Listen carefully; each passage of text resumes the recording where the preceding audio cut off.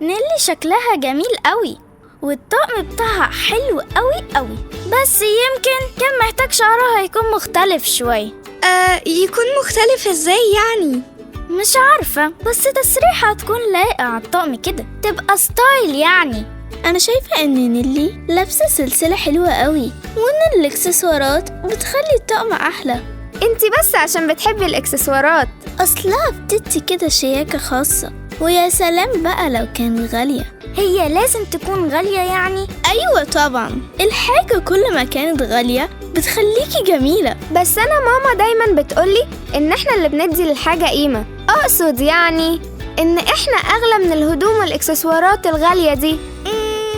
كلامك غريب يا فرح. بصي، أنا رأيي ناكل أحسن. تورتة حلوة قوي. أيوة، خاصة الشوكولاتة. يلا يا بنات عشان نتصور. لو عجبك الفيديو اشترك في القناة ودوس لايك علشان يوصلك كل جديد.